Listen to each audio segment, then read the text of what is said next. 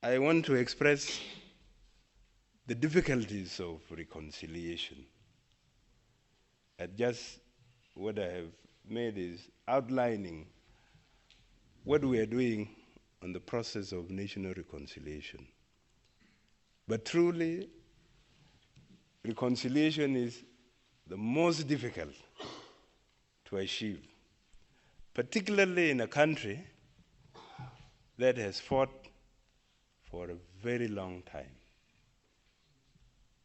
Sometimes in an armed struggle, you would be fighting the person you think is the oppressor. Sometimes you would turn against your own selves when you differ. This happened in our case in South Sudan. As SPLM, we had gone through several splits. In 1983, we had a split on just what is it we are fighting for. In 1991, we also had another split. And that polarized our society. Last year, August 8th, I was invited to a function to remember the death, or the burial actually, the burial. We had celebrated the commemoration of the death of our first leader, Dr. John Garang. But on the 8th of August, this is when we buried him.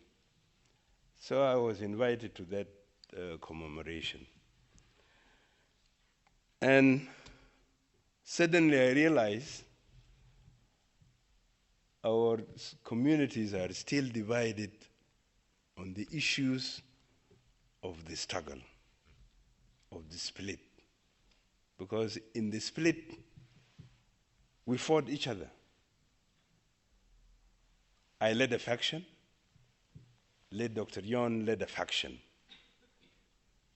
And the conflict was so intense that innocent people died in the process. So in that function, I told the gathering that, well, we have achieved the objective, but we have not achieved reconciliation because our people are still divided.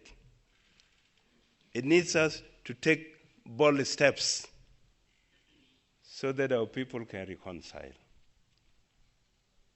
And I offered my apology to people who were affected, or those who were affected, either their kins died in the intense struggle of the same movement, or their kins got displaced, or they lost property.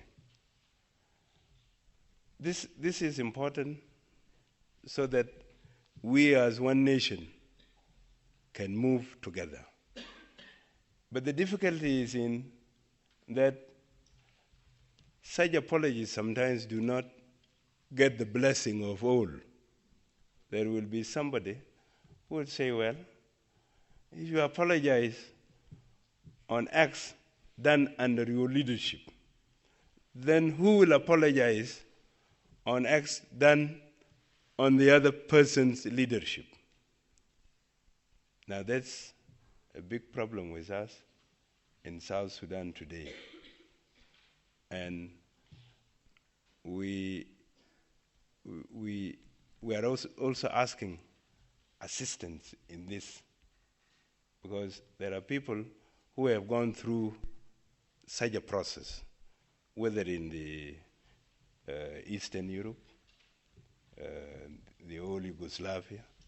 The struggle among themselves was also intense, similarly like our struggle in South Sudan. So we would want to be assisted by people who have undergone such a process. Our society is highly traumatized because people who have been subjected to war for over half a century, they know nothing, only violence.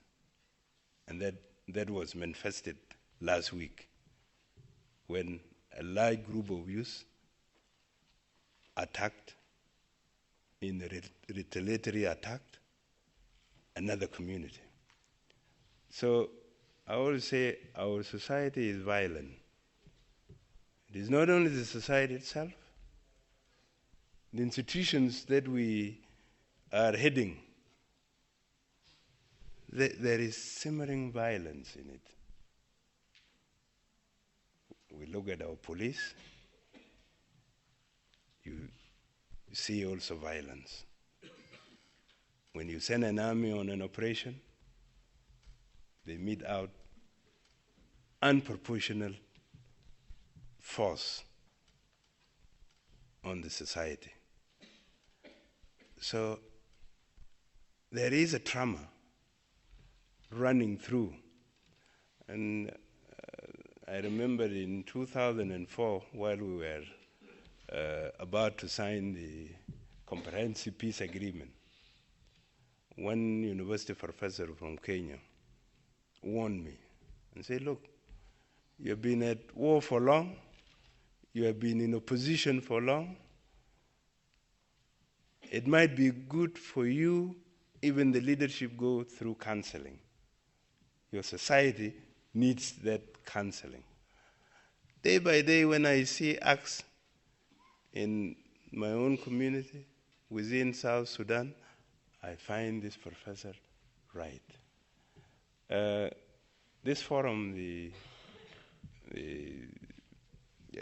movement of moral rearmament, I think would be very helpful to us if by one way or another conferences of this kind could be held in South Sudan. Our people may start to speak out. And in speaking out, this would help them. The trauma would be addressed. The process of reconciliation would be even easier. Some of us think maybe if we did truth and reconciliation commission that would do it, it might help.